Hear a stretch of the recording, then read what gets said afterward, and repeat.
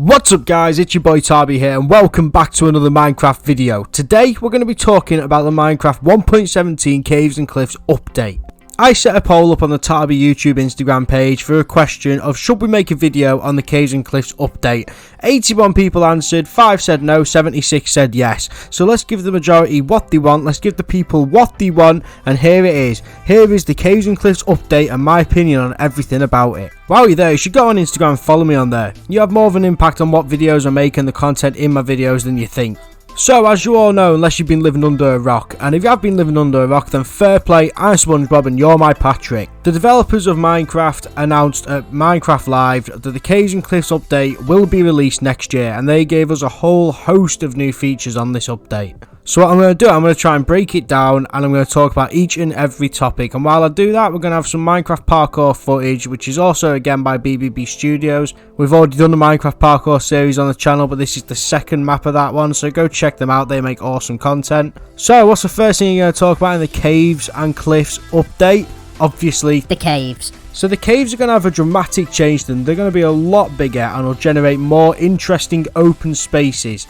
We're kind of used to just narrow corridors, slim passageways, but now we're getting bang, wide open areas, different water features, all sorts of mystical caves that are just out of this world. Caves also may have a certain water level, which means the cave may even have an underground lake, which is super cool. Imagine going mining and having to take your boat. This is what this update is all about. In addition to the new structure of the caves, there's going to be minimum of 3 new biome types found in these caves. There's the Lush Caves, the Dripstone Cave, and the Deep Dark. We're going to start off by talking about the Lush Cave. The Lush Cave biome adds a lot of greenery to underneath caves. And I mean, this is some sort of poison ivy's garden type of stuff right here. Imagine finding this underground. So you'll know where to find Lush Caves, as there'll be Azalea Trees above the ground. Azalea Trees are another new type of tree coming to the game. And what they'll be almost like a rabbit hole, almost like Alice in the Wonderland, leading down and lead you straight into the Lush Cave. This is where you'll find stuff like drip leaf plants, walkable plant blocks that will slowly bend as you walk on them, which is an absolute nightmare for parkour players. These Lush Caves will also include a new mob called the Axolotl, but we'll get onto that later in the video. Next up, we have the Dripstone Cave biome, which is basically like if you ever watch Ice Age and you see ice coming out of the ground, kind of like an ice biome there is now. It's kind of like that, but with really sharp stalagmites and stalagmites. I can't say that right.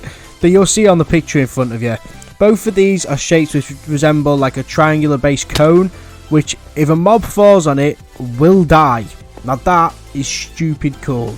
Imagine falling onto one of these and dying out of nowhere. But more importantly, imagine setting up a mob farm where they get killed on these cones and then the items get dropped through a sorting system and they're all yours. Completely automatic. I like it. And finally, for new biome types, there is the Deep Dark. Now the Deep Dark might just be the scariest biome type on the game. So you'll know when you come to Deep Dark when the lights start going dim and there's a tunnel leading straight down, and here you will find the brand new mob, the Warden. So the Warden is a new hostile mob you can only find in the Deep Dark. A Warden's aim is to take players back to that first night feeling in Minecraft when everything just felt terrifying. The thing is with Wardens though, they are completely blind. They cannot see you. The only way they know you're there is by your footsteps, so they can track where you are, which is a super good skill. The combat to this is throw snowballs everywhere away from you and they will not come near you. They detect this by vibrations, and vibrations are another thing that's been added to this update in the form of Skulk sensors, which we'll get onto later. One thing about the Warden is they are incredibly tough to kill. It'll take a lot of firepower to take a Warden down. But the downside of everything to do with a Warden is they can kill you with netherite armor on in 2 hits. That is brutal. My personal opinion is I absolutely love the Warden. I think he's one of the best things that's to come in this update. The only thing is, there's no confirmed drop for it yet. Now I hope when you kill the Warden it drops something super unique, maybe a super unique enchantment that you can only get off the Warden, maybe like silent footsteps enchantment so you can put it on your boots so next time you're walking past the Warden it can't hear you, something along them lines which will make the Warden level up in terms of how cool it is. So another mob getting added to the game which I briefly mentioned before is an Axolotl. So an Axolotl is a type of fish which can be found in the Lush Cave biome. And I mean, just look at them. They're adorable, aren't they? They really, really are. And apparently in game as well, they yawn. And they have the most cutest of yawn. Like, that is super badass. One thing I love about the Axolotl is you can make an Axolotl one of your friends. You can tame an Axolotl by getting a water bucket and putting it in the bucket with you. And then when you've got the Axolotl in the bucket, you can take it to fight underwater mobs. Roll on going to an ocean monument and taking on all the guardians with 50 axolotls by your side. And I tell you what, they're not just cute and cuddly, they'll attack all the guardians on sight. They'll even play dead while they recover health so the mobs think they're dead so they're not going to attack them. And the main tactic with these is get as many as possible and just overwhelm the opposition. Axolotls are a huge addition to the game and add that sort of underwater ally we've been missing for a very long time. Another mob getting added with the Caves and Cliffs update will be a mob that lives on the cliffs, and these will be goats. So yes, at first goats do sound a bit boring, it just seems like another llama type of thing, no offense Barack Llama. But goats are different to any other sort of passive mob, because if you do mess with a goat, they will fight back, kinda like a polar bear. Goats will bash into you head first and send you absolutely flying. It's like if they've got knockback 10,000 with how far you're going to go. Another thing they can do, they can jump super high. And I'm talking ridiculously high. These guys can just hop all the way to the top of a cliff in about 5 jumps if they want to. I'm just hoping with goats it's not going to be another case of like a pig where it just drops pork, if you will. I hope it's got like some sort of uniqueness. Like maybe it drops goat hide, which you can then use to craft saddles, or even craft a certain type of saddle for a horse or something like that. Something which just adds a bit of uniqueness and makes goats actually wanted. And the final mob they've added to the Caves and Cliffs update is the glow squid. Now if you want any more information on the glow squid, I suggest you go to Minecraft with Tarby episode 16 and watch the first minute, and that's all you need to know. Moving on. Another addition that have come to Caves, which I forgot to mention previously, are the brand new Amethyst Geodes. So the Amethyst Geodes are pretty cool in look. I mean, they do look a bit modded, but apart from that, they look pretty cool. And they also sound like a wind chime, which I can imagine me just standing there around all of them feeling really relaxed listening to this. One thing with this though, you can break the crystals that come off, but the block itself you cannot take. So if you want to make a crystal geode farm, you're going to have to always go back to that spot. There's no confirmation on what the crystals do yet, but I can confirm one thing you can do with the crystal. You can make a telescope. So with the telescope, it's exactly what it says on the tin. As you can imagine, with the primary function of a telescope being the fact that you can zoom in with it, that's exactly what the telescope does. For Minecraft Bedrock users like myself, it does help because we don't have Optifine or anything on here. But the only thing I hope for is that the zoom in bit of the telescope increases. Because at the moment it's a tiny little circle and it's just not big enough for what we want. The other thing I hope for is that they add like another toolbar so we can always have the telescope on us but not in our hand. So we can just press a certain button on the remote or the keyboard, whatever, and it will zoom in for us. Now that'll be cool. But how do you make a telescope, you might ask? Well, you have an amethyst and copper.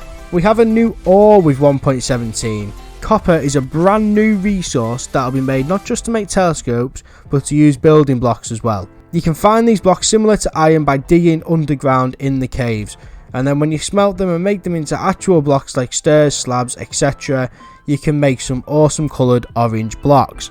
Now the unique thing is with copper, which I'm unsure whether I like this yet or not, but it is pretty cool, is copper starts to rust the longer it has been there. So let's say you make a copper roof, it'll start off looking bright orange, and then over like 10 hours worth of gameplay, it'll start to rust and fade, which I suppose is pretty cool, but I still can't work out whether I like or hate this. There's also a bit of a saving grace that comes with copper. They're bringing out a brand new block, or resource if you will, called a lightning rod. So let's imagine you build a brand new wooden house, a lightning bolt hits, and your brand new amazing wooden house you spent hours on just burns straight down. Now you put the lightning rod on the roof, boom, the lightning rod absorbs all of the lightning just in case, which stops any sort of this burning down nonsense we've all got used to. This block might just be the biggest saviour and the biggest game changer of this update. And another new feature of the update comes in the form of bundles. Now bundles are brought out to help sustain inventory management. Now I kind of get the function of these. I'm unsure how you craft them. Maybe you could craft them out of goat skin or something. Now that would be pretty cool. But basically these bundles can hold up to 64 blocks. But they can hold any sort of block. So you can have like 10 wood, 10 stone. Yeah, you get the picture. Do I think bundles are great? Yes, I mean they're good.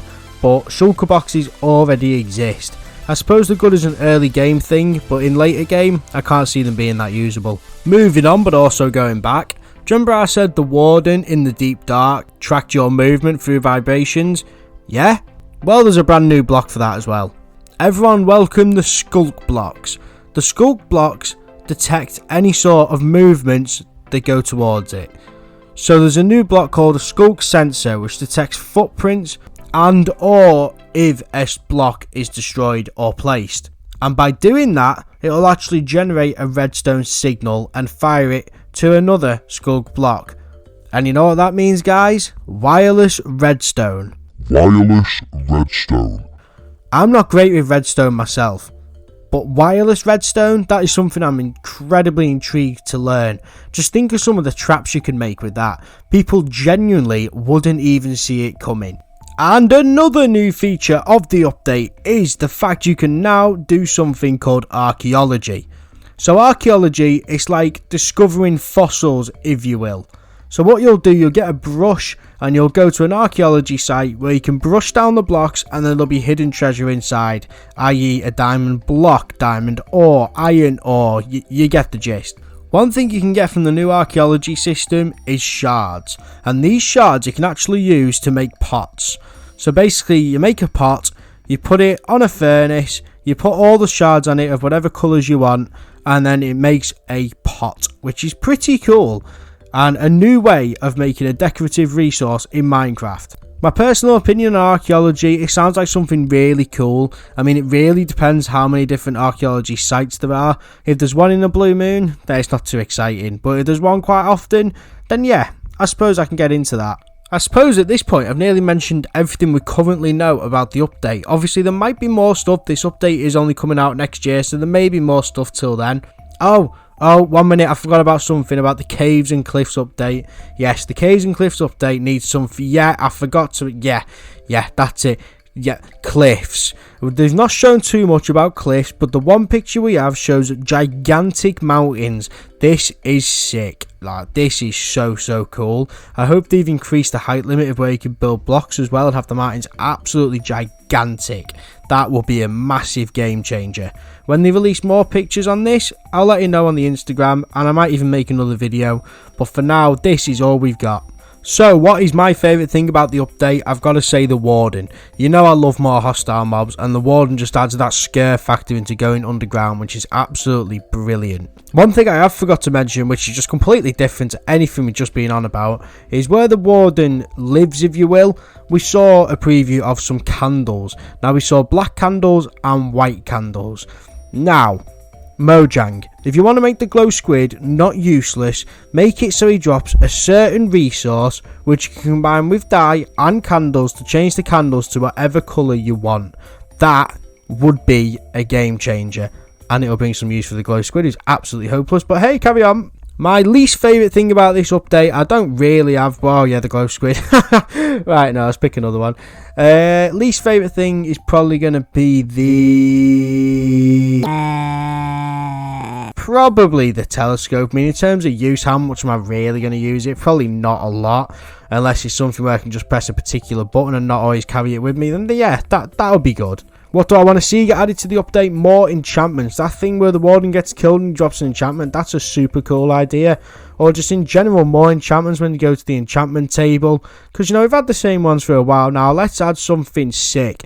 Let's add like a sword one called Beheaded or something, where it does like triple the damage if you swing for them in the head. Like, why not? Let's just add some bonkers enchantments. So let me know in the comments, what do you think of the Minecraft 1.17 Caves and Cliffs update? This video has come from a poll on Instagram which you guys voted for. Thank you for joining this different type of video on the channel. This is the first video I've made like this. If you ever want to see one again, where we just do some gameplay in the background and talk about a particular topic, then please again let me know in the comments or let me know on Instagram. The link for my Instagram and the Discord, which we've got some awesome people in, will be in the comment section below. Please like the video, subscribe and comment. You know I'm going to mean the world to me if you do that. I hope every single person watching this video has a good day. And yeah, let's get ready for this update. Have a good day. Goodbye.